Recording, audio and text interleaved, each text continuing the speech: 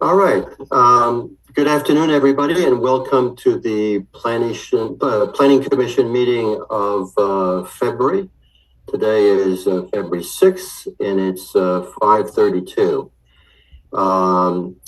We are doing this by Zoom, but we'll do a Pledge of Allegiance, and I will read it or say it. And I pledge allegiance to the flag and to the United States of America and to the republic for which it stands, one nation, under God, indivisible, with liberty and justice for all. So thank you, everybody, for joining. To go through the roll call, we have Michael Anderson. Present. Thank you. We have Ginny Strulas. Thank you. Michel Bourgain is absent, and as well as Jake, unfortunately couldn't join us, but I know they will be listening to the recording tomorrow. So, and Christian Pico, myself. So thank you for that. Ginny, if I could ask, if you could make a motion to approve the minutes for the January 2nd, 2025 PC meeting.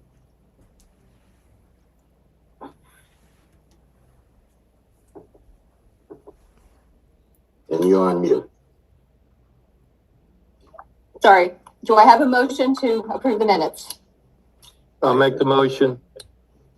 I'll second it. There's a quorum of three of us, so we'll approve it. Thank you. I've read them. They were well done. Thank you. And tonight we have Jackie filling in for Jolie. So thank you, Jackie, for doing this this evening. Let me, before we go in to the subject on the agenda to climate impact and financial risk with Mrs. Sinclair, I thought I'd briefly share some comments on the proposed tree legislation that we've worked on for several months. There is a public hearing for it on February 13th. So at this point, the Planning Commission is done and the public can comment next Thursday. Now, I thought it'd be interesting to do a bit of a reminder of what the code defines as the mission of the Planning Commission, and I quote, "In order to promote the public health, safety, and general welfare, a village planning commission was created for the purpose of making recommendations to the Board of Trustees with respect to implementing such comprehensive plan and achieving the goals and objectives in the plan." So I thought it'd be interesting to refer to what we have over many of our past meetings is this master plan on page 94, which reads, "To implement a tree preservation ordinance, which requires documentation of trees in any yard setback and that have a caliper width greater than 10 inches. Permits would be required to remove those 10 plus inch trees." So when you think about it, that's a tree with a circumference of 32 inches, which is basically the waist of a human being. And that's a pretty big tree already. Now, remember, every resident was invited to comment several times on this master plan when it was put together. So there was a lot of public input, and this was part of that master plan. And certainly, we know a lot of you want a sustainable future, and trees in a community do dampen noise pollution. So we have spent a lot of time with gas leaf blowers. Trees also help dampening that noise. I'll also add, because I know a lot has been written on the subject, but nothing's been mentioned on the fact that the Southampton town has clear cutting percent regulation depending on their R factor. I'll also say that Sag Harbor, our neighbors to the north, have passed a law just a year ago in February 2024 to amend its code. It's section 253 for those who are interested to look at it. And it requires permitting, not just in setbacks, but on the entire property. And we know that's not what the Southampton community wants. So I thought I'd share that with you. And before I hand it off to Mrs. Sinclair, I just want to clarify the process for the Planning Commission. It's an advisory group. We are appointed by elected officials. And as such, we work on various topics the Board of Trustees wants us to work on. And those are often those in the master plan.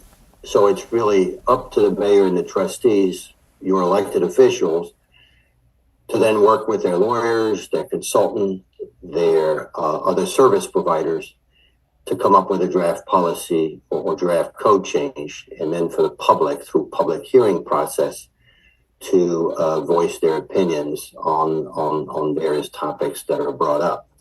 So having said this, what I'd like to do now is give the floor to Mrs. Sinclair. Thank you for coming back. It's an important topic. Insurance rates throughout our nation have been rising significantly. We have unfortunately witnessed really devastating events in California with the fires. And in fact, I will mention later on today some of the work that we're doing about water, and especially our water tower and containers. And that's been Jake's work with the mayor and the trustees and the Suffolk County Water Management. So I'll leave it to Rebecca to share with us some of her thoughts in terms of what we should be thinking about on topics of financial risk to climate change. So thank you, Rebecca. It's great to see you. Sure, you too. I have just a couple of slides, if that's okay. So Sage, I hope that I know how to share. Yeah, let's see. If you have the authorization to share. Yeah, I think I do. Great. So, and I hope there we go. You guys can see it okay, correct? Okay, Yes. Great. So this is I just went in order of your agenda. I know I sent some of this information to you following the last time that we talked, but I thought it was sort of worth restating, and certainly I can share this with you and the commission. But just, again, looking at the comprehensive plan and what it outlines and other studies that have been done, potentially looking at studies that may now, in 2025, and based at the rate of climate change, may need some updating. So I won't read through all of this. I just wanted to add in one more piece, which relates to water in terms of not just use, really, or sort of clean water, but the reuse of water. And so I don't know if anyone's had the benefit of looking at the study done by CTUC and Green Tree Foundation, which it looks at water reuse strategies, which really looks at gray water on, like, as an example of gray water on golf courses and things of that nature. Right, we're on an aquifer, which is challenging to recharge, and so I don't know if the commission or planner wants to take a look at that and incorporate any recommendations for water reuse. And the only other thing I wanted to note was I went back and looked at the definition of the climate action plan. And it looks like it largely referred to like decarbonization efforts, which I think in a large part the village is accomplishing right through its effort with Johnson Controls to look at where it has gaps. And so I wonder now if it's cited as such, you're accomplishing it in action, if maybe you'd want to look at redefining what a climate action plan might be, and or saying maybe we've satisfied that part of it because we have taken a look at decarbonizing the village buildings. So next, you have village funding opportunities. Obviously, with the status of some of the federal programs and offices, they have not yet released their fiscal year 2025 rounds. And it's a question whether it's EPA, FEMA, HUD, if and when they will on some items, depending on the purview of the administration. But I wanted to highlight something really important because I had the opportunity this week to attend a summit by City and State, which was a property and casualty insurance summit on stability and access to insurance. And one interesting thing that was mentioned by a legislator cited here as a second bullet is that they're looking at versus the programs that are stood up as disaster response, which end up creating long-term planning or resiliency planning. The state is looking at legislation to create a revolving fund for homes that it would exist that don't have to wait for a disaster. It's based on an Alabama program called Strengthening Alabama. And I think at first blush, you may say, how do we compare Alabama to our area? So I just want to give this graphic of the Alabama coast, which I have not had the opportunity to vacation at, but it looks quite lovely.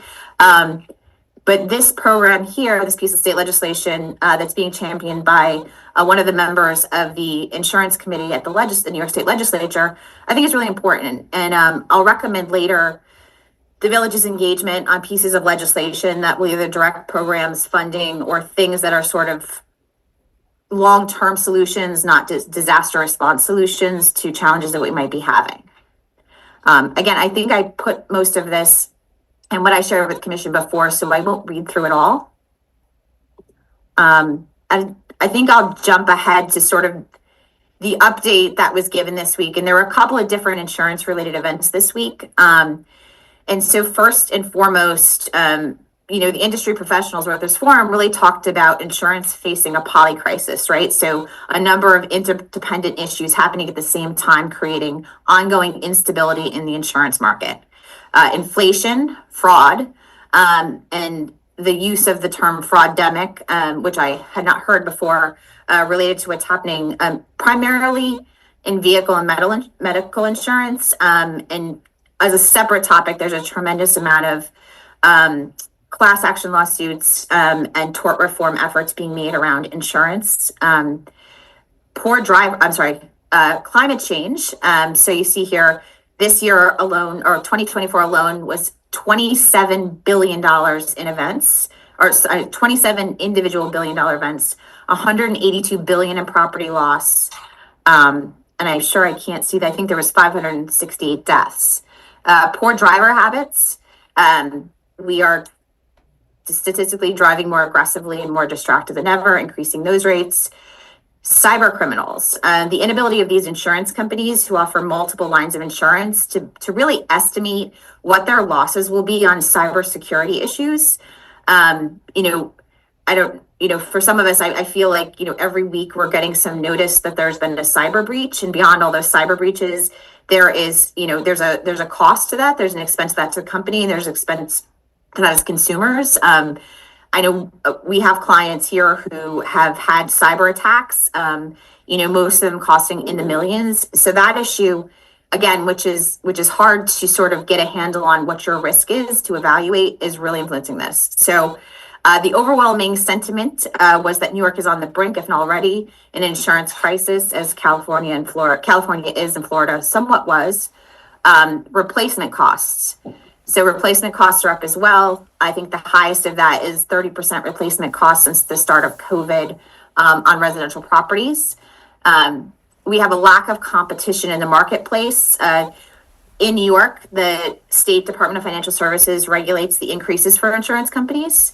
And so right now there's a 2-year lag. And why that should be really concerning to us is that means even the increases we're experiencing today aren't accounting for the backlogged increases that these companies are trying to make.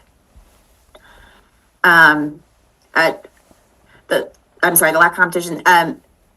Carriers are not renewing. I think that anecdotally, we've all had personal or experiences with friends or colleagues who are experiencing that as well.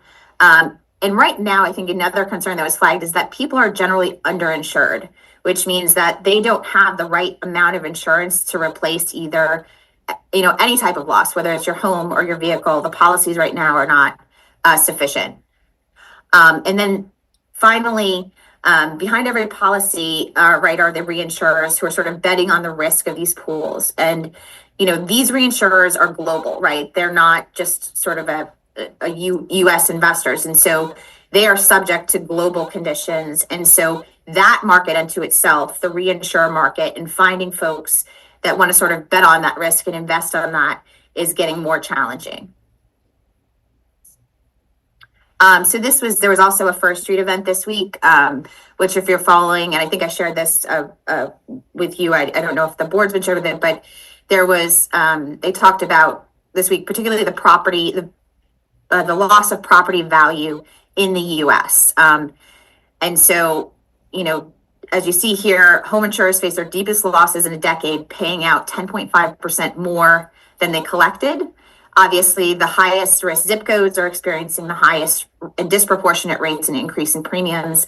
I can send the entire First Street deck over if it's helpful for you all. It just gives a taste of what's happening nationally. And it also talks really in depth about trends, about climate migration and where folks are going to escape increased costs and or threats. And then just revisiting the issue of the property value, right? As we stated last time I was with you all, every time you are dropped from your insurer and or you face an increase, your property value is actually decreasing in real time.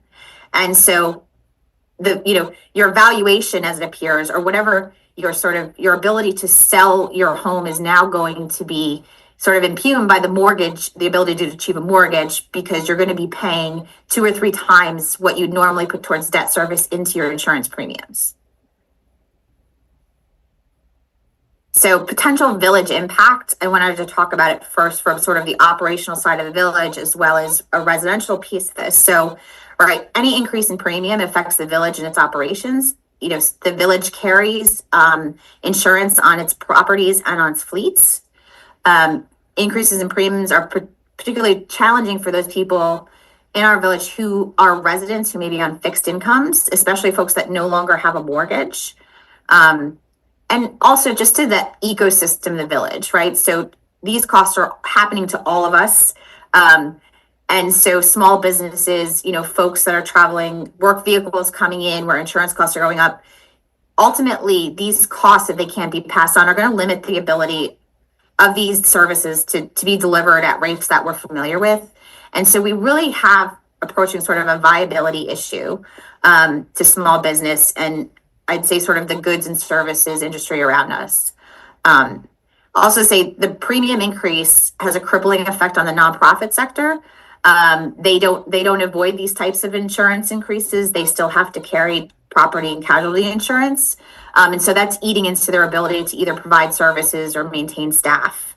And then as well as just any goals and that we have for workforce or affordable housing, when insurance is eating into the ability to have, a higher debt service or carry these other costs, it's limiting how much you can do in terms of that housing creation. And generally the inability to get property insurance, the costs will limit your finance options. As I mentioned before, your ability to buy or sell property, and right, the mortgage is required for that, which most folks do require a mortgage still, and the inability to get insurance. And I just want to note too, I'm not talking about flood insurance, like that is a whole entire other issue. I am just talking about regular property and casualty insurance. And then let me just move this up here because I can't see it. Okay. And then sort of finally looking at like what role the village could play, which I think was some of the goal when we started talking about like this. There are things that the village can actually do to assist. And so I will sort of reiterate what I said originally is that if we look at assets and assess their actual risk, right, to wind, fire, flood, deferred maintenance, things that are not in good operating order, it's important to understand that. And I just want to note, like, that's different than implementing sustainability. And we need to be doing both, obviously, right? But making a building more efficient or decarbonizing a building is all good, but it's not actually, and in some cases, and we could reflect on California a little bit, but adding in some renewable components may actually be riskier. And I'm not suggesting that we don't move in the renewable direction. I just think that we need to be assessing how some of these components can make the building more at risk, right? So I think that's sort of the first primary thing in how that would affect ultimately lowering our risk, how that can affect a reduction in our rates. Review of building code to see if improvements can be made and applied appropriately on things like elevation, landscaping, permeable materials.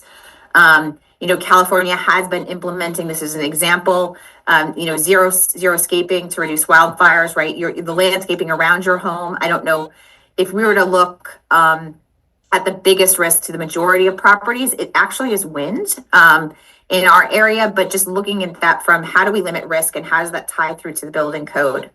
I think really important, as I mentioned before, that the village has a role in any state legislation of direct resources programs to high cost regions. Generally speaking, unless it's a site specific disaster that has a declaration that has federal funding behind it, general programs that the state puts out are not proportionate to the region's costs. So, something that happens in Syracuse, for example, is going to have a different replacement cost than something happens by us, but state programs are generally meant to be a one size. And so anything that'll, increase a look at how we, as a disproportionate risk, need to have a disproportionate compensation for things like that. And also the DFS reform, which I think was really highlighted this week. The Department of Financial Services has a role in not only controlling how these insurance companies are sort of handling their business in New York and what their rates are, but DFS should have an active role in helping make insurance more accessible, right? And thereby lowering the cost. And I think finally, educating residents on the issue. And I know we want to be cautious to take a role of advising folks, but I think just educating folks, especially folks that may be blindsided by cancellation notices. And again, at-risk people who may have been on the precipice of some housing concern or loss because of just other increases, right? Other inflationary costs impacting their ability to maintain their home. So I know I went through that rather quickly, but I think this is this is where we wanted to get to, was sort of, are there actionable items that we can follow up on? And so let me just try and get out of here, stop sharing. But happy to discuss any of these points further, and or any other recommendations you have if you want to look at the insurance issue on its own or the other components, sustainability components related to the comp plan. So thank you for this, Rebecca. I'm sure Michael Anderson or Jeannie might have some questions. Let me just start. The first one is, you talked originally about updating the flood zone. And I was thinking about it, and I'm wondering if it's not a double-edged sword. Now, so first question is, from a regulatory perspective, I recall you're saying that flood zone maps hadn't been updated for maybe a decade or more. Is there a regulatory requirement to update this on a regular basis? How does that work? Do you know? So I believe, and perhaps Alex can speak to this, but I believe that you had done a study about FEMA elevation requirements in your flood zones, right? So the village doesn't determine its flood zones. Those flood zones are determined by FEMA, but how you look at the built environment in the flood zone, right, and the building code within that, there is guidance, but the guidance that comes from the Fed or guidance that comes from the state is generally extremely broad. And I believe what you did wasn't there. But I believe that what was attempted in 2015 was to look at like the current flood zones and where your riskiest areas were, and where you should be looking at where building elevations need to be addressed. So how you rebuild, right? What is the building elevated to? So that, I don't know. Just to be honest, it was finalized. I don't know if the study was finalized, and I don't know if it was incorporated into the comp plan, but there could be a look at that and a remapping of that, because things have certainly changed, right? So help me understand this, because maybe I'm not understanding it. When you just said remapping, yet it is FEMA who does the flood zone. I'm sorry. You're not mapping the flood zones. I'm saying you would look at the properties you have within the flood zone, and you'd look at their risk, and you'd look at what the elevation standards are. Okay, so there's nothing the village administration would have to do in terms of updating these flood maps, etc.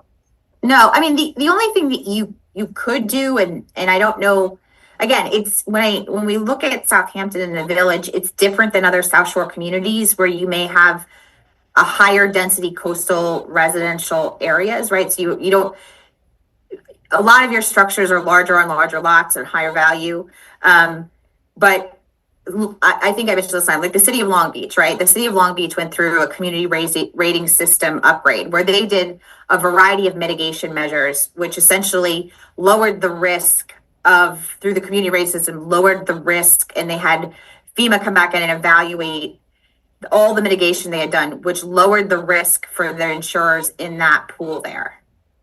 Does that make sense? Yeah, and that's kind of where I think our head should be turned to is how can we help a resident with their property and casualty insurance? I mean, you showed combined ratios in the industry at 110.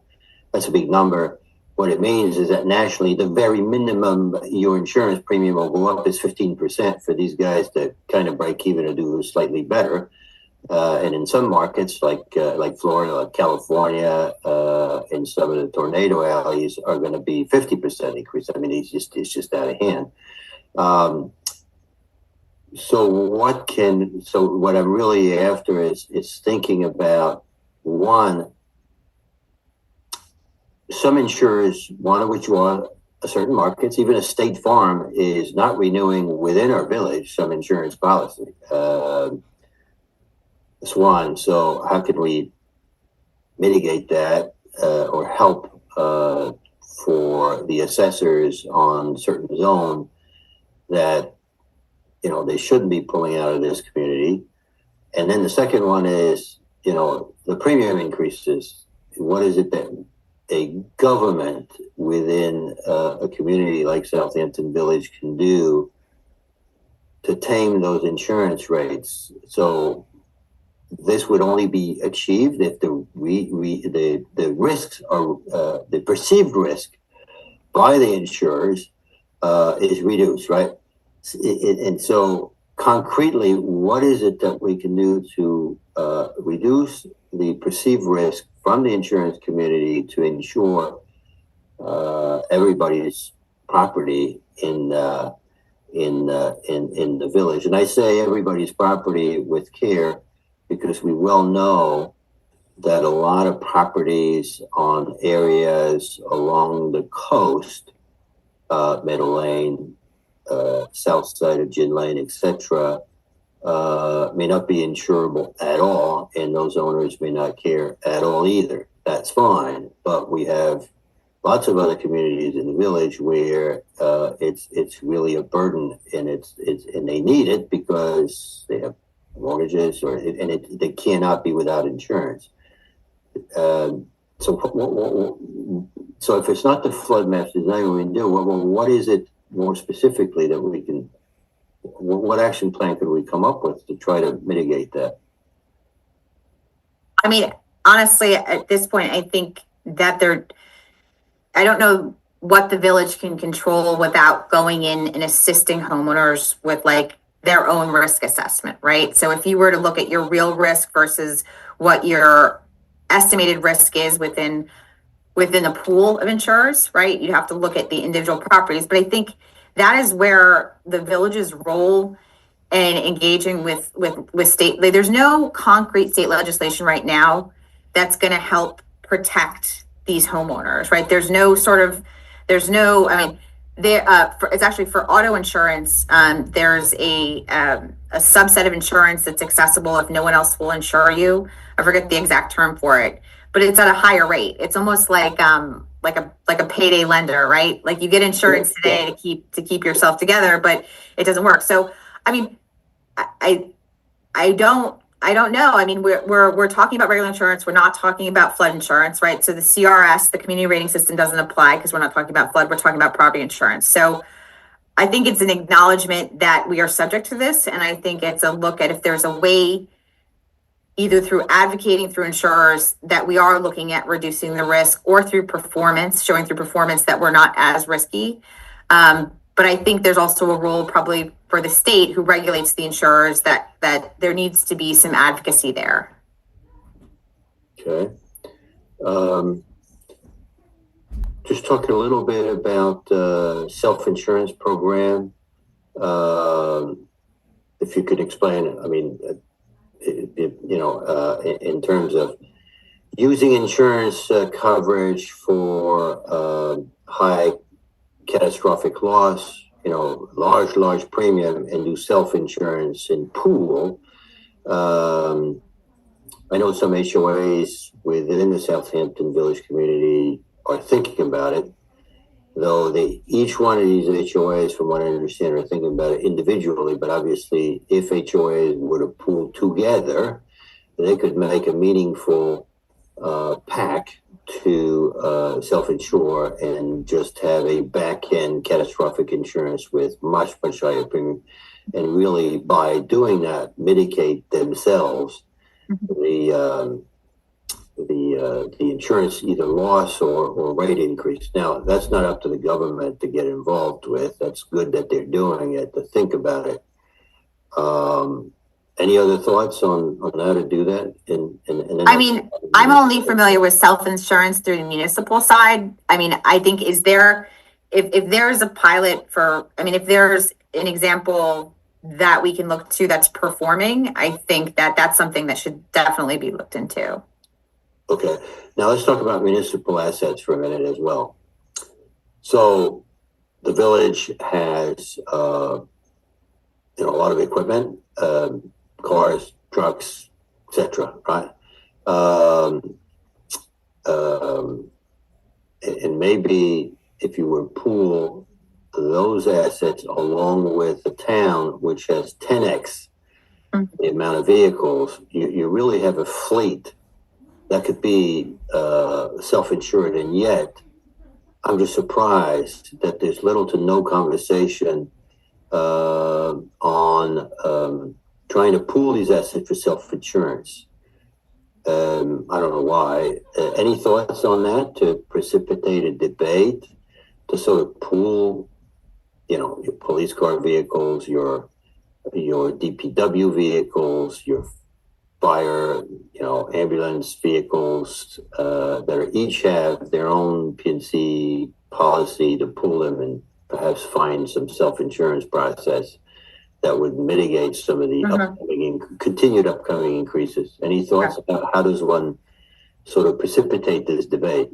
Sure. So I'm more familiar with the issues of fleet insurance from the private operator side. Right. So on the private operator side, what you have is they're really bringing technology into that space. And where, because depending on what it is, let's say it's school buses, it's garbage trucks or whatever it is, right? Most of the risk associated with driving those vehicles or incidents or accidents with those vehicles, right? It's not about theft per se. It's not about these other factors. It's about the driver having an accident or the driver hitting someone. The real risk exists in those things, which in the private fleet side, we've been trying to solve with an introduction of technology. And in fact, some of those companies creating their own insurance pools because they realize they're having an effective impact on the reduction of risk. And so taking what I understand about that and then looking at a municipal fleet, we'd have to look at what are the highest points of risk in a municipal fleet. Now, they may be the same. They may be, a garbage truck backs over someone or, a bus gets hit. I don't know what the risks are in the municipal fleet, but if they're similar to what's happening in private fleets, there are solutions happening where there are pools of insurance where combined with some technology solution, driver awareness, additional cameras, all the tech around operating the vehicle, that in combination with a pool that understands just the fleet insuring can offer you a better rate. But if you're talking about pooling these municipal vehicles for the purposes of self-insurance, I think the same stands true. We'd have to understand what the current risks are and what the insurers are rating for, right? So what are your biggest threats to the value of the asset and losing it and the replacement costs and all that? I mean, it's something that could be looked at. And I don't know if the commercial private operator side walks over it all and can assist the municipal side in the same way. So there are insurance consultant like AJ Gallagher country who do this kind of review and make recommendations. They do it for the corporate side, and they do great business and serve corporates really well in managing those insurance costs. I don't know if they do it for municipalities, but it'd be interesting to perhaps find out. They're always ready for new business and have a discussion. That would be interesting. But doing it on an intermunicipal basis makes it even more powerful because the village is small, does have, $35 million or whatever it is, $35 million budget with however many equipment. If you put it with a town, you get a lot better solution. So that's interesting. Okay. And so that was the first part of what you said. Does Ginny or Mike have any questions on your side? The only question I have is what would be our next step after this, now that we're made aware of this? So, I mean, again, I think there's, if there's a pain point that's consistent that the village is feeling, like most of what I'm saying sort of, my own experience in insurance and then, clients I have experience in insurance, if the village is at a pain point where they're seeing the insurance rates increase, I think there's a point for us to look at where those increases are happening, create some understanding of the real fiscal impact, right? Is it 10% or 15%, and understanding how that's going to impact the budget. And then, not only looking to see if there's any other favor insurance pools, but probably exploring alternatives. I mean, I don't know if the self-insurance pool if that's been attempted before. And I also think there's opportunity. I mean, I think there's a sort of a special case based on the dynamics of the village, where it's situated and what its assets look at to have, if it's not an AJ Gallagher, maybe some more of an academic study on what the insurance modeling looks like going forward. And then for the village-owned properties, again, you're making great strides in the sustainability effort. Do we need to look at the risk of properties and, an individual assessment of what their threats are, based on wind, fire, flood? Well, it's quite clear that, well, I shouldn't never say that, but it would appear that the risk that this community faces when compared to the community in California is not fire, but wind damage. Mm-hmm. The 1938 hurricane is supposed to be a 100-year event, and we're in 2025, just very few years away from that 100-year event, right? Mm-hmm. So that's our biggest risk, it seems to me, is wind damage, basically Hurricane Cat 5 that comes and sweeps through the village and produce a catastrophic event. And what will happen after that is that all the rates on property and casualty will go through the roof. I mean, that's just what's going to happen. What is it that we can do? Now, Florida, obviously, as a market, has been dealing with this annually, so they have building codes that are vastly different than what we have here. It's an interesting question in terms of the quality of the windows and being able to withhold winds, etc. And do we want to go there or not, and study that or not? Any thoughts, Rebecca? I think because you mentioned there's stuff that we can do in our code. Well, what is it? you'd have to assess what the risks are. I mean, I think it all comes down to that. We're gonna have to figure out some methodology for assessing risk, or having, it exists. The methodology, I'm sorry, we're gonna have to figure out how and if you want to assess the risk of the village-owned properties, and how and if there's a threat then to individual property owners, like how the village would want to communicate that and how they would want to have a role in that without directing residents, right? And that's where sort of the education of what's happening in the market is important. Again, this is a really challenging time. because the type of assets that we typically have for planning things like this, again, whether it's HUD, FEMA, the EPA, are really sort of suspended. And so I might have said, last year, let's, I have a few of the programs listed here, but, let's go through an exercise of community planning and risk assessment with technical advisors, from agencies that assess risk and rebuild.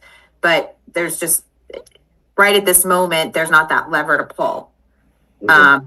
So, I mean, I think it probably would make sense, as hopefully things will settle down, at the federal level in the next couple of months, and hopefully, fiscal year 2025 programs are opened up and applications are available, that we continue to sort of follow the money in ways of, finding tools that can come in and do this without having to go out and engage firms. I mean, I like the First Street solution. It's something that I've been following for the last year. I think that they have, you can use it whether you're municipal or residential, an individual homeowner, whether you're a municipal organization, whether you're a commercial organization, you can go in and use this risk assessment tool to look at individual properties, and they will report out what your challenges are, right? So there exists this, I'm sure there's something else like First Street.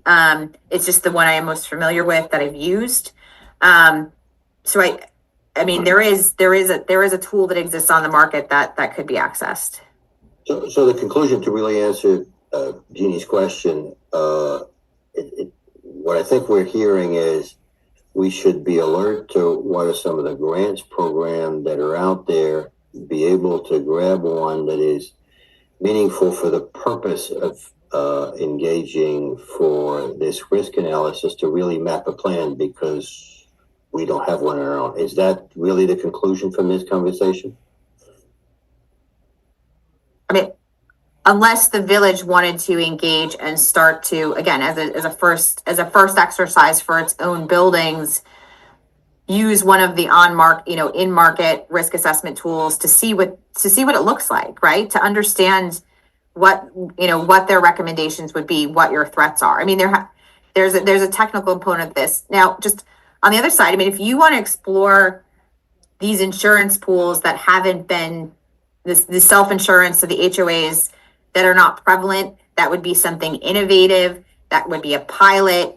I mean, we could work with like the St. John's has the Greenberg School of Risk Management, right? Like we could work with them and see if there's an opportunity for us to be a case study for coastal communities. Like if there's an interest in pursuing this further, I think there's lots of different ways, either through, again, engaging or purchasing existing services to look at risk, where, you yourself as a village could proof out and challenge the risk that's being applied to you through the premiums you're paying. We could embark on some type of pilot for coastal communities that look at self-insuring. There's a few different ways to do it. I just have to, I think, understand, what's if this is a priority, or do you want to see what happens in the federal government? Do you want to see what state legislation is produced? And then we can look at the state legislation around what's happening, in the insurance market, and if that's going to be helpful to us, or if we need to sort of go, and make sure everyone's understanding how we are, everyone's experiencing, 2 or 3 times, we are beyond that, where our premiums are going. So look, and I'd love to hear either Michael and Regina's point of view. From my perspective, I see two priorities for residents. One obviously is the taxes they pay, so they want the village to be far more efficient in their use of their assets and their budget. And if an AJ Gallagher could come in and counsel all of the PNC coverage throughout the village and be more thoughtful when the village is facing, yet another round of 15% increase in overall PNC coverage, that would be a smart thing to do and a benefit to our residents. Second, our residents are telling us we're losing coverage. We got to scramble to another insurance carrier. It's a problem. other residents are saying, look, my taxes are going up, my medical care is going up, and now my insurance premium is going up. I don't know what to do and how I'm going to stay in the village. That, I think, are real concerns for our community. And that's why I was attracted by some of our discussion to figure out solutions for these residents on these aspects. Okay. Before you go, I just want to take the opportunity, Jake isn't here, but to update all of you on the commission and the public who will be listening to us at home. We had spoken about some of the issues with water in the village, and some of the things we've come to realize after a presentation by the Suffolk County Water Authority we had 2-3 months ago. Because of our excessive watering in the early hours of the day, we're basically completely draining the water tower that we have in the village. And so it creates a situation that we found a few months ago that by 8 or 9 in the morning, that tower is empty. And it dawned on us that if you would have a very serious fire, there just wouldn't be enough water. And sure enough, this is what happened in California. So some of the discussions we're having with SCWA, and we're going to have another meeting, I think with the deputy CEO that was arranged by the village administrator and some of the trustees and the mayor, is due, I think, Monday the 24th, when we're going to sit down with SCWA to think about one of the ideas we had on the commission, which was, gee, wouldn't it be great to have some water storage, either underground, at ground, possibly above ground, but I don't think the community would like that, but water storage at what we colloquially call the pistol range. So everybody knows, conversations are going on. Jake was instrumental in pushing this along. Scott Russell got us to spinning. We are meeting with SCWA to see if they want to pursue that thought. But I know this is going to be something helpful that we should think about, so that we have better water pressure throughout the day in the summer months. And I'm really talking from 8 to 12 a.m. Where if we had serious fires, we'd have some issues. And Suffolk County really would like to have a site like this one to have more storage. So I just wanted to update everybody on that. Michael, do you have any updates on some of the things that you're working on, specifically either trees or deer? No, well, I did get an update on the deer, Suffolk County deer management today. We got the totals are in for the end of January, which is the current, the 31st is the date in which the hunting season, bow hunting season, is typically over. So as of now, we were able to get 113 deer total this year, and 84 of those were females and 29 were males. So we are presently hunting 35 properties, that including village properties and homeowners. And things are going well. We have DEC is right now put our permit in place in the mail today, so we were told, so that we can continue the hunting season through March and possibly have some different sites that we'll be able to use. So this 113 last year, I think the number was 103. This year's 113. And hopefully with the additional time, we'll be able to raise that number up. Mike, just one question. You guys did a great job presenting a management plan to the board, which was adopted, which now allows you to go to the DEC to get those permits. How many permits are we going to get? Likely to get? Apparently, from what I understand, is we just need the one permit. And then we can update that permit and give different locations to the DEC.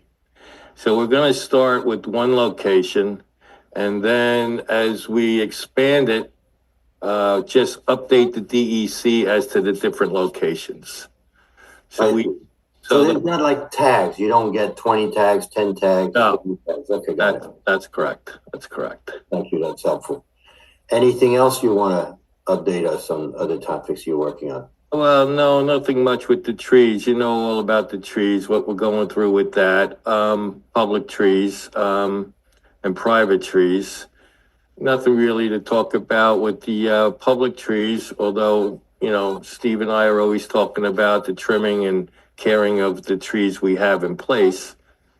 They were talking about the amount of trees that they planted. I think the mayor wanted at least 200 trees planted this year. And I think the highway department did reach that goal. Mike, just to give you a heads up, of course, you know this, the budget season for the village will start. You go through, you know, all their spreadsheets, etc. It would be interesting to be vigilant on the budget line specifically for tree purchases. Good idea. Very good. Yeah, I know they rather than wait for the budget to be presented and you going, well, why isn't there anything in there? Get in front of it. No, that's a good point. I know they were in the highway department today discussing that exact same things, the budget. So maybe I'll make a phone call. There you go. Well, I'm 1,500 miles away from that, but it makes sense to me that they would be talking about that. All right, Jeannie, we met a few weeks ago with Trustee Stevenson to talk about what budget revitalization. One of the things that most interesting that came out to me is business revitalization is not a good name. We are coming up with another one. So did you guys come up with anything that's smarter? And we did, and we have another another meeting next week where we'll definitively just roll out both a name and a game plan. So things are moving along, and that's all I can say. I think that we've got a good group of people that are very interested in making sure that we, between now and the, call it May season officially starts, that we can try to implement some things. A lot of it though stems or is contingent upon funding for certain things that we need to get done. So that's where we are. Thank you. Sage, do you know if there's anyone waiting to come in and speak about bicycle plan in the village? One was submitted to the Planning Commission a couple of days ago for a review, and I was under the understanding that some might come in to present it today. Sage, is there anybody in the waiting wings? I do have a hand up. No, nobody's there. Okay. I do have someone. Oh, I'm sorry. Who do you have? Rob Coburn. That's excellent. Would you let him in, please? Yep, coming in right now. Thank you, sir. Ginny, I'll let you drive that bus. Sure.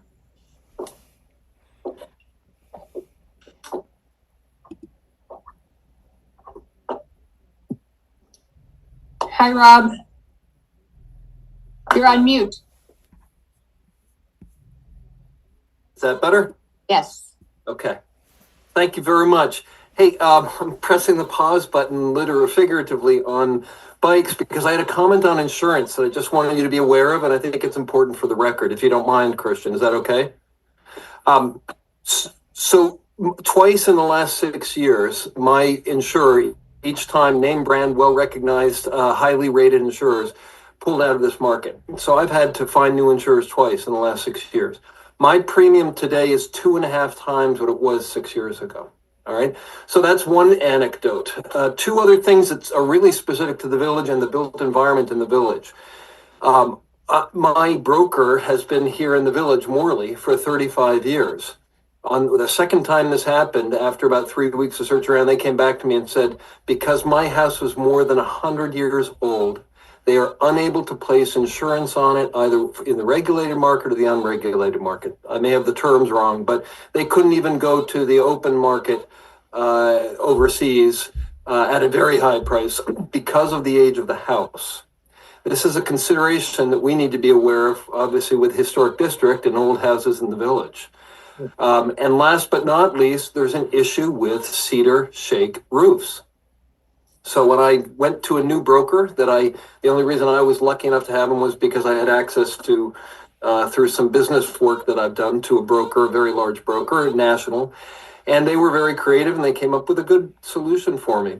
But in the process of getting a new insurer, I found out the following. They identified, I believe it was 22 insurers who were willing to consider initially underwriting my property. They then came back and said, actually, the pool is 10. The reason it was 10 was because 12 of the first 22 would not insure a house with a cedar shake roof. End of story. And I think it has to do with fire risk on a national rating basis, which obviously we don't really face here typically, but it didn't matter to them. So that narrowed the pool from 22 to 10 for me. Of the 10 who are still remaining willing to do it, all of them had some combination of either a surcharge for my cedar roof. I'm currently paying a $6,000 per year surcharge to insure my roof versus what it would cost to insure it if I had an asphalt roof. All right, $6,000 a year. And some of them also were going to insert a rider requiring that, or basically saying that the insurance for any damage related to roof damage, loss of roof, wind, etc., that damaged the roof and then led to further damage would not be covered if the roof were not replaced every 10 to 12 years, which is about twice as often as manufacturers recommend, but the insurers don't care. And I have a spreadsheet that I can share with you because I did this when I went through all of this. Here's the bottom line. In 2000, when I renovated my house, it was about a little over 5 times more expensive on an annualized basis to install and maintain a cedar roof versus an asphalt roof. Mostly because the asphalt roof lasts just over twice as long. That's the big issue. But it was about a little over 5 times more expensive. Today, it's more than 15 times as expensive on an annual basis to install a cedar roof versus an asphalt roof.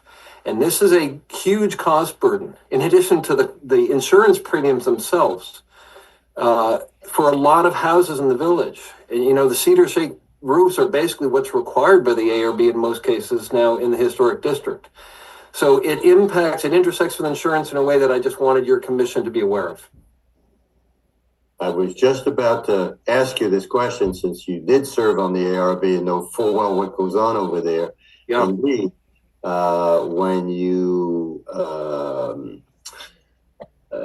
the ARB forces in the use of its code to have these kind of roofs, they're really creating a burden on the owner to a point where that owner may end up not being able to insure and Correct. may actually disappear and never be rebuilt in case of a fire. I mean, it's a kind of a circular argument. Yes. But it's an interesting And thing to think about. Look, we know that people on fixed incomes with some of these increases are going to have to consider, to continue living in the village. I've had 3 neighbors of mine who are getting ready to replace their roofs talk to me about my experience, and they're all people of means, and these are second homes for them. In some cases, they not only have 2 homes, they have 3 or more homes, and they're people of means. So they can, in theory, afford these changes. What all 3 of them have said is, I have to consider whether I sell this house. It's just not it's not a viable location. It's not, the cost benefit for them is being noticeably impacted by insurance requirements and, to be frank, some ARB requirements. So it's a growing sort of murmur, just a murmur, but something I didn't hear until the last 3 or 4 years. Yeah. Okay. Well, thank you for those Sure. So now on to we've been thinking about for the last several months, and so that's why this is on the table. And understand. Think about where we go from this. It's great to have studies. It's great to have this, that, and the other. As Jeannie says, well, what's the plan?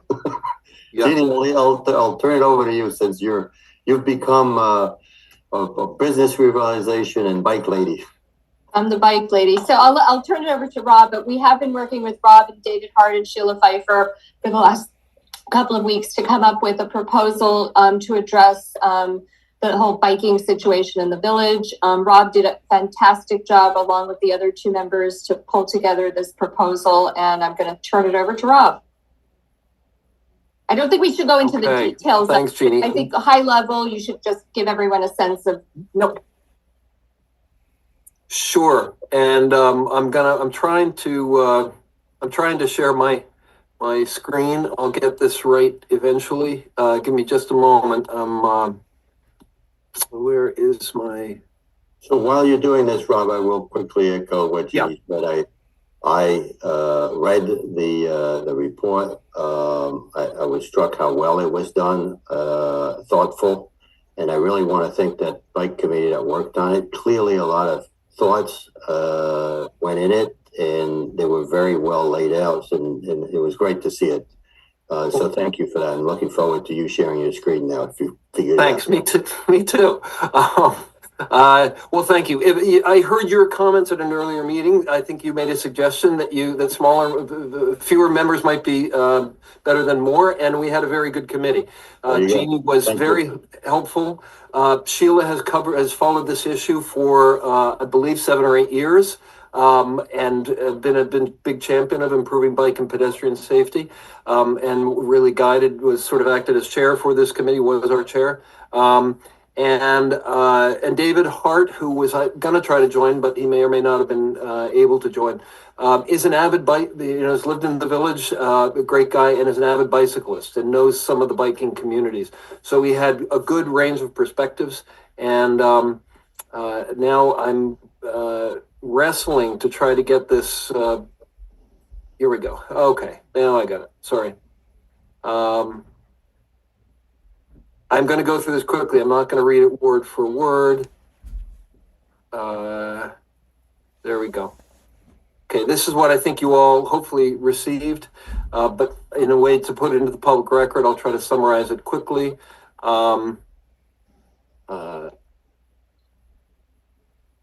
So,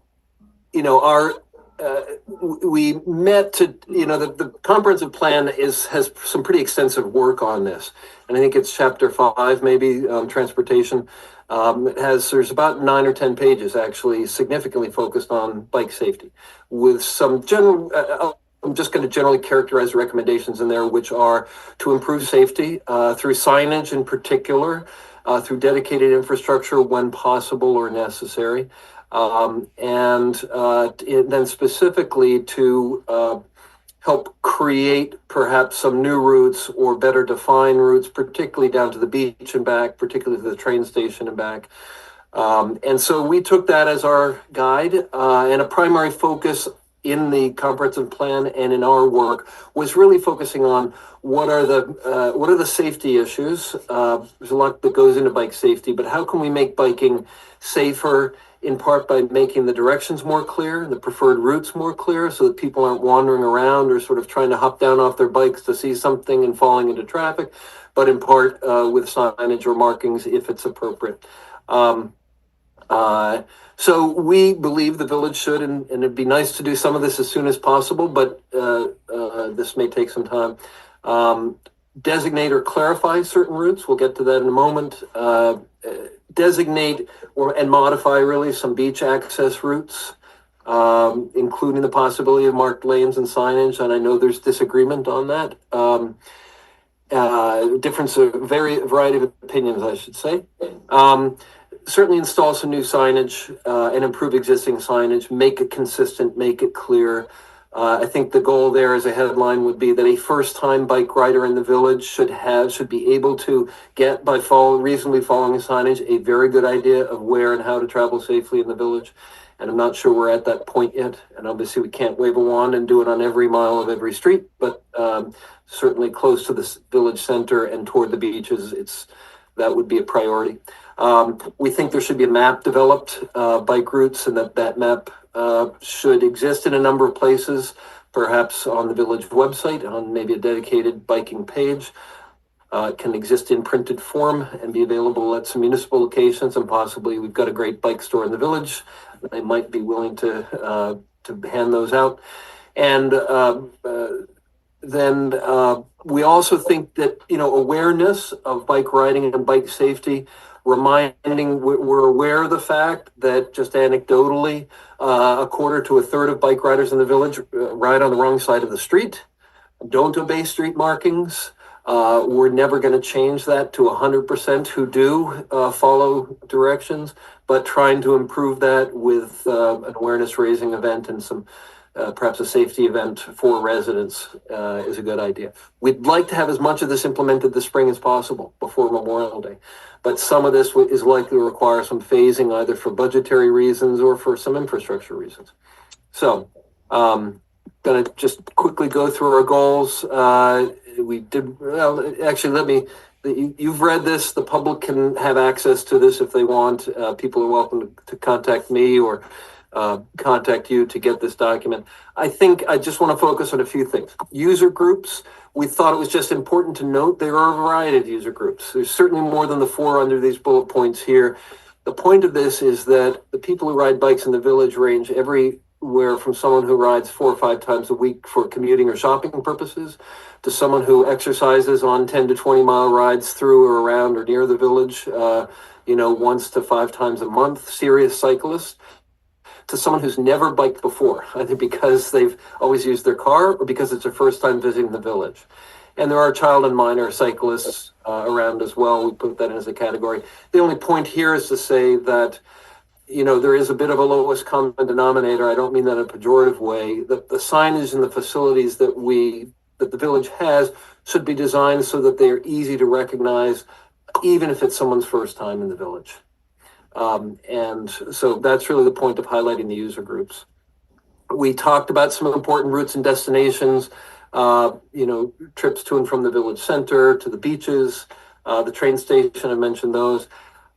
We also focused some of our conversation on traversing the village from east to west, as well as north to south. Just want to pause on that for a second, because I think you're all aware, and there's no wave your wand moment to change this. But because of the bike prohibitions on Job's Lane, Main Street, and a portion of Hampton Road, and because of the configuration of the surrounding roads in terms of a lot of parking, a lot of traffic, some of them are narrow, the biggest impediment that we identified to sort of safe and easy bike travel in the village is downtown. When I say it's a problem, it's a shake your fist at God type of problem. It's no one's fault, and there's no, the benefits of why we've gotten to where we are probably outweigh the negatives of making it difficult for bike travel. But it presents a real challenge if we are serious about continuing to promote bike use and try to increase some bike use for various reasons. It's a serious challenge that I think we felt was above the pay grade of our committee to dive into further other than to say it's probably worth putting on the radar screen of the Planning Commission and maybe just having another bite at the apple in some kind of working session with the village traffic consultant, which certainly I think our committee or members of it would be happy to be part of. It's not a short-term thing, but that was something to just highlight there. We talked about important destinations, a handful of them in the village center. I think that's probably the biggest growth in bike use in my just personal anecdotal experience, maybe accelerated by COVID, but in the last 6 or 7 years, is people riding their bikes into town. And so we highlighted 5 areas that we wanted to be sure had routes and or bike racks available in the downtown area. The beaches, this is all consistent with the comprehensive plan. We talked a little bit about the schools, frankly, the elementary school, because of the age and because of also the location. We didn't focus too much time on, but we did do a survey of bike racks and make some recommendations that included surveying the schools. And then we talked a little bit about 2 sort of scenic routes that exist entirely in the village, which is down Meadow Lane toward the county park, and down Wickapog Road just lends itself to scenic bike riding, at least within the village. So those were some of the routes that we thought about. Here are the recommendations. the traverses, the east-west traverse, which is in red here, is essentially the traverse that's currently recommended. Although that traverse somewhat, the signage for it and the recommendations for it somewhat blur as you travel north on Windmill Lane to Nugent. And so what we're specifically recommending here, and it's not ideal, is the clarification that, coming east on Hill Street, it's a right on First Nick, and immediate left on Culver. Try to follow with my cursor here.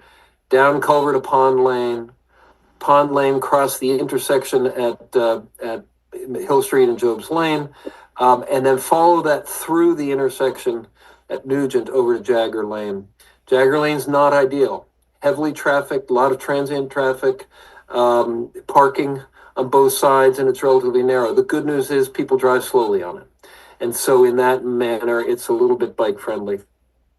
Jagger Lane across Main Street and then on Post Crossing, also not ideal.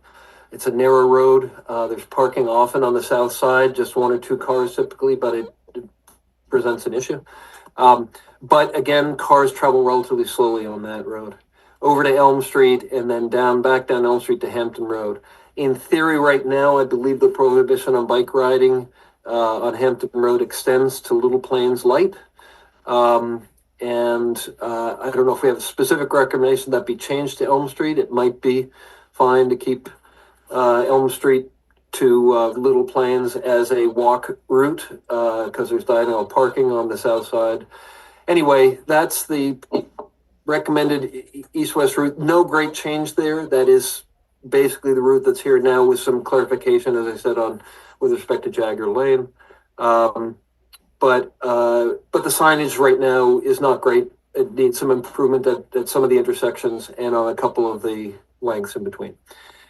North-south is just as problematic, and it, in our recommendation, at least as of now, would come down to this same intersection of Main Street and Post Crossing and take traffic over to Elm Street and down, but then down Little Plains, and from Little Plains either continue on Little Plains or over to South Main Street via Herrick. And those are the recommended traverses where signage would be installed to just clarify those traverses. Any questions on those? Yeah, Rob, Michael Anderson. I did read through the material and it was really well done. But that Jagger Lane, I think that's a no start. I go down that street constantly and it is so heavily traveled and it's so narrow with the parked cars on either side. And then the traffic coming down on Stop and Shop. It's just, I don't know how realistic it is to put a bike lane down Jagger Lane. Oh, but by the way, just to be clear, we're definitely not talking about bike lanes on Jagger Lane. I'll get to identified bike lanes later. This would be what's called either a wide curb road by some people or a sharrow by others, like the word narrow, but starting with SH, which is basically cars and bikes together. So no, this is not necessarily for marked lanes. Obviously, there are marked lanes that exist on Hill Street, and I believe marked lanes are going to be put in on Eastern Hampton Road, maybe from David White's Lane on east, following the repaving, I think is a plan. But otherwise, that east-west route, there's also a small portion of marked lane northbound on Windmill Lane. But and we can make these maps more clear or specify more clearly where existing or recommended lane markings are. But just to be clear on here, Windmill from Nugent Lane to Jagger Lane up to North Main Street, and Post Crossing from North Main Street to Elm, and Elm Street, because of the parking that's allowed there anyway, would all be shared bike portions of that route. Right, but even still, I think on Jagger, you'll be taking your life in your hands going down Jagger Lane. Even now, it's bad. So we don't disagree, Mike. Here's the problem that we faced. you know, the bike riding is allowed up Nugent Street to Main Street. Once you get to Main Street, it's not allowed. And you'd be forcing people at that point to take a left turn or to get or to hop off their bikes and walk for a significant distance. And I'm not a biker myself, so there's no sort of personal preference in here. There definitely, you read literature from National Highway Traffic Safety Administration and others, asking people to walk their bikes for significant distances through an urbanized landscape doesn't work. People will hop on their bikes, and the problem is some will do it right away, and some will do it in half a block, and some will do it in a block and a half, and you get people riding 4 or 5 different routes. So we're just not sure, honestly. This is what I said earlier. Not sure there's really no ideal route east-west through the village for those sort of 2 blocks through the heart of the village, 2 or 3 blocks. But I hear you on Jagger Lane. So, and this is one of our recommendations here for a next step would be to either let you guys toss this over to the traffic consultant for him to sort of do a Rubik's Cube thing and come up with better colors, or to, have a working session with you or with us and this would be an area to definitely focus on. Mm-hmm. We did look at, I'll just let you know, we looked at the idea of trying to go into the parking lot south of Job's Lane, behind the Job's Lane retail, and through Dozier Park to what formerly had been a village right-of-way up the unmarked lane that's across from Herrick Street on South Main Street. Turns out the village sold that easement for $10 in 1989 or so. I forget the year, but roughly. Because that would have been an ideal, a much better way to get east-west through the village. Would be to send bike traffic into that parking lot and basically up Herrick Road to Little Plains. It's really a shame. I think the chances are, our initialists, we're not lawyers, but our thought that the existing owners of that property, which is of that alleyway, just the 3 property owners there, would give the village an easement back for bikes. Maybe worth at least someone knocking on their door, but I would say it's probably pretty small. And it's really that, but the alternative, the current owner of that commercial property doesn't want anybody anymore going through this. He's sick of it, and he's put some planters there, so you can't do that anymore. Oh, you're talking about David Gilmartin, I think. Yes, this is a separate property actually. There's an alleyway south of that, Christian, almost directly across from Herrick Road. And it's next to a driveway for a house that's on South Main Street, but this goes back to 3 flag lots. And the bottom of that road, meaning the very western end of that road, comes within about 8 feet of the chain link fence that divides that easement from Dozier Park.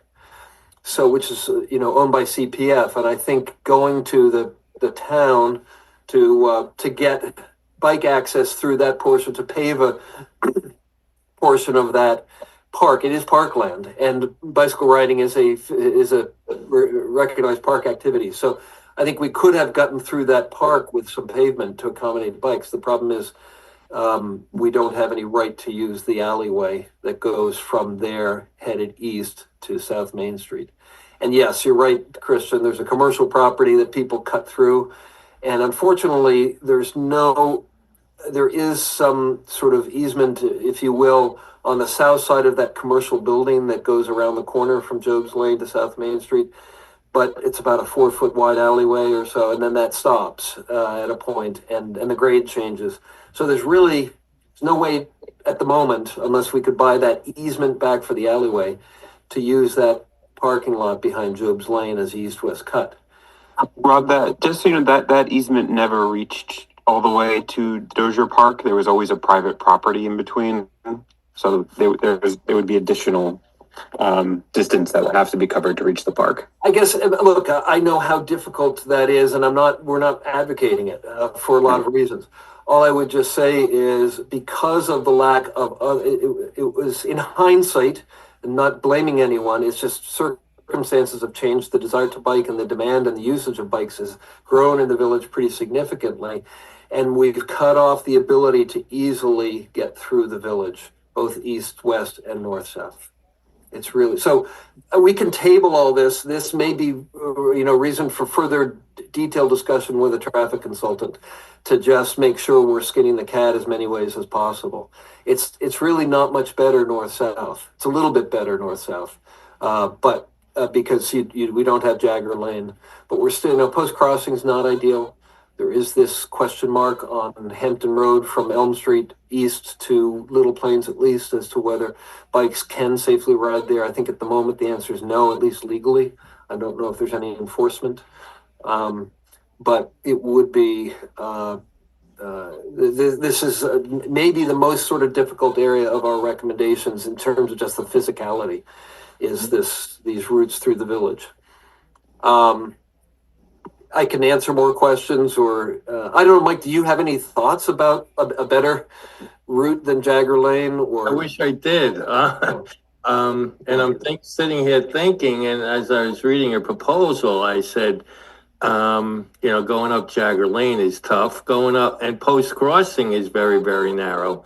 It's very difficult spot that you're in, unless you have them go all the way up around on North Main Street down to the train station and then up all the way up Elm. Elm, yeah. Have you thought about the roundabout that way?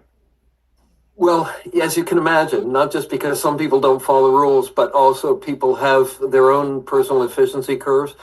This is also part of the National Highway Traffic Safety Administration and some other related organizations thinking the longer you ask people to go out of their point-to-point way, particularly now that they have maps on their phone and they can see where they want to go, the more likely you get to have non-compliance. Gotcha. So it's a function. One is a function of the other. So it's a balancing act, and I'm not saying I know what that is or that your solution is wrong. I'm just saying that bear in mind that asking people to go another half a mile and pass at least one more road, well, a total of 2 more roads before getting to where we recommend that they go. But Rob, they are trying to ride a bike and for exercise, and the whole reason they're on a bike is for the exercise, and half mile's a half mile. Well, again, I understand what you're saying. What I'd just say is, look, we're a volunteer committee, and I'm not even a bike rider. I just know the village pretty well, and I have some common sense. And Jeannie has a lot of common sense. David is a bike rider. Sheila on our committee is a bike rider. But I think this specific issue of it affects getting through the village north-south, east-west in particular, north-south a little bit. And it also affects getting to some of the areas downtown that we would like to encourage residents to bike, to go shopping or to go eating. Probably is just above our pay grade. And it deserves to get a little bit of attention from someone who does this for a living to see if we're missing any lower hanging fruit or missing some creative solution. Is that fair, Jeannie? I think it is. Okay. So I'm going to try to motor along here a little bit for everyone's sake. Routes to and from the beaches, a lot of this is called out in the comprehensive plan. A couple comments here. First, the one big thing that we would like to suggest here, the current recommended bike route to Cooper's Beach and to all the beaches is particularly from the Western Village, but it's really the recommended route for all at the moment, is to go all the way down First Neck Lane. And we don't believe that works well. And specifically don't believe it works well because as you get down to Gin Lane, and particularly if you're continuing west onto Meadow Lane from there, that corner is terrible. We're all aware of it. It's narrow lanes. There are actually people walking in both directions with dogs or on their own or jogging. And so we think the recommended bike route to Cooper's Beach, and this would be true for all of the letter beaches on Meadow Lane, would be to get down to the stop sign at Great Plains, take a right west onto Great Plains, and then take a left south on Cooper's Neck. The big advantages there being you avoid that bad turn at the Meadow Club, and you're on less traffic streets generally, with certainly less car traffic automobile traffic, particularly on Cooper's Neck, even during the summer. And that end of Cooper's Neck, of course, gets you right to the parking lot exit of Cooper's Beach. We would just parenthetically, we're a bike committee, not a pedestrian committee, but I think some of us thought it might be very helpful to have a crosswalk there. There's one currently at the inbound entrance to the Cooper's Neck Beach, but it might be very helpful to have a crosswalk at the end of Cooper's Neck over to basically the exit cut for Cooper's Beach. So that's one thing to highlight. The other, the comprehensive plan talks about creating a loop, basically down First Neck Lane and back up South Main Street, I think largely. This is where we might as well talk about pavement markings. I know the comprehensive plan contemplates it. It's the right long-term thing for bike safety would be to have marked bike lanes. Most of these streets are wide enough to accommodate them. A bike lane for safety on average is recommended to be 5 feet wide, but it can, minimum in New York State is 4 feet for a marked bike lane, so it could be as narrow as 4 feet. Some of these roads can accommodate that easily right now. For some of them, it gets close. I went out and measured the roadbed today in about 20 places. The road width actually in about half the places that I measured was actually narrowed by the creep of eroding soil from the sides, so that the pavement actually extended for anywhere from 6 to as much as 18 inches underneath what looks like grass. But I only measured the currently exposed asphalt. And the point here is that there are some roads that right now can easily accommodate a bike lane from their width, at least a bike lane in one direction. The First Neck is one of them, and Main Street is the other. Both of those can easily accommodate at least a one-way bike lane. And we think it's something that the trustees should consider. As I said, recommended in the comprehensive plan, it is the standard for small communities that are trying to encourage biking, is to have major routes with designated bike lanes. I know there's, as I said, difference of opinion on it, and some people seem not to want it. I think we're all open to whether it exists or not, but believe the conversation should happen in public, either at this commission or with the trustees. And it would these dedicated marked bike lanes are proven to do two things: make biking safer and reduce the speed of traffic on the road, create greater compliance with speed limits. It's happened actually on Hill Street where there are marked bike lanes, and I'm not sure about Windmill and others. Our thought here in summary was that, all bike traffic from the Western Village to any beach should come down First Neck Lane, and there should be signage at, we can go into details, but signage at Great Plains that would say Cooper's Beach and Meadow Lane beaches, take a right onto Great Plains, and then all other beaches go straight. And here it's probably safe enough for bikes to come down here. That's a 3-way stop. Traffic is pretty slow here. The turn onto Gin Lane is well marked. So anyway, all bike traffic from the Western Village to beaches would be recommended to come down First Neck Lane. From east of the village, it would probably be coming down Wyandanch. Little Plains. There's not really room on this road. It's barely enough room in theory to do a 4-foot bike lane in one direction, but I'm not sure we would recommend that. It's possible to do in theory, but I think we would recommend having a dedicated one-way bike lane, probably heading north on South Main Street. So that's basically the routes, the beaches, and a summary of sort of recommendations on lane markings. Thank you for that. I just want to remind us we passed the hour, so Okay. This is really interesting. You guys did a ton of work. We just need to. Yep. So look, probably the lowest hanging fruit is that there are 6 locations that we were surprised don't currently have racks, and we think they should have racks. And we talked a little bit about better ways to get to Downs Family Park. We couldn't figure it out yet, other than down Hamptons Road. It's not horrible, it's just not marked, but there should be some better signage. But Downs Family Park currently has no bike racks, and it should have one, possibly two. And here are the other locations you see: Southampton Arts Center and the Cultural Center, both specifically mentioned in the comprehensive plan. Wickapog Park, a little known park on Wickapog near Narrow Lane. Moses Park, obviously the new park off of Moses Street, very highly used park, but no bike facilities yet. And Cooper's Beach currently has one decorative rack that accommodates about 6 bikes.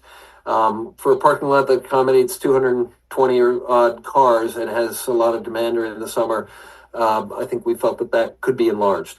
And the good news is there are 15 available bike racks that the Highway Department has right now. They were the non-anchored racks that they replaced a couple years ago with the anchored racks. So we have that, and that might be the easiest recommendation to follow through on. And lastly, signage. It's really just adding some signage, particularly at intersections with arrows to make sure the bike routes, particularly when they change, are clear. And adding them in every quarter of a mile if there isn't an intersection, just so people don't wonder if they've missed a turn or missed something. So Rob, I think in the interest of time, I think you've done a great job actually going through both high level and details. I think the next step might be just for the commission to share this with the trustees and have the trustees then opine and go to the next level, whatever that they decide.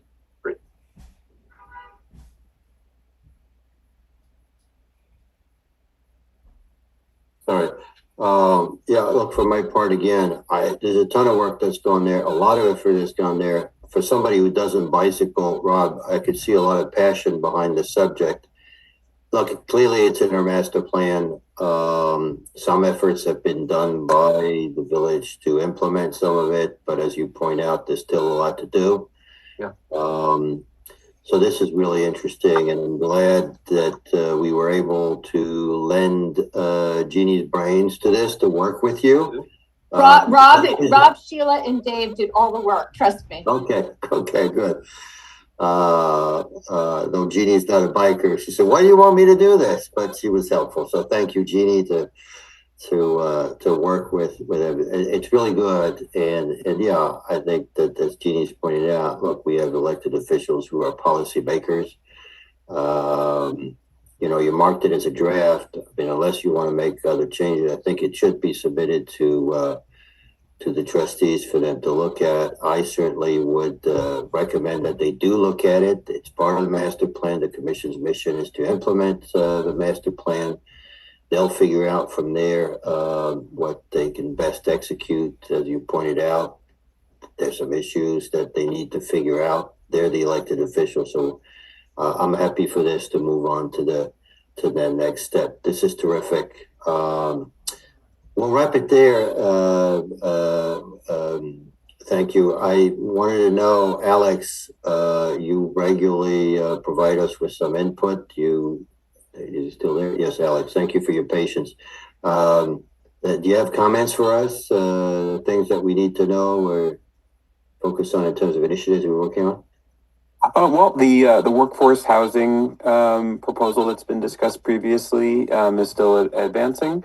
It's now up to there's been a draft of it, but it's up to the trustees and the village attorney at this point to decide if they want to move that forward. So I'll continue to update if there's any progress there. And then the work continues on surveying parts of the village, identifying historic structures that have not previously been identified. That project will continue to go on for over probably most of the year. The field work has been completed, and so now they're entering their research phase. And I think that's it in terms of planning initiatives that are underway right now. Okay. That's been helpful. Any questions from the rest of our planning commission members? Well, I just want to thank Rob for his due diligence. And I think if we do propose this, if we do hand this off to the trustees, I think a recommendation of a traffic study by the experts as to which route might be best, or whether they could figure out a route that's best for the community. I think he's the way to go. All right. Well, thank you for that. And with that, I want to make a motion to adjourn this meeting. So all in favor, thank you. Lots accomplished today. Information provided for our residents who are listening tonight. So thank you. And our scheduled next meeting will be held in person in Village Hall on March 6th at 5:30. So I want to thank everybody and good night. Good night. Good night.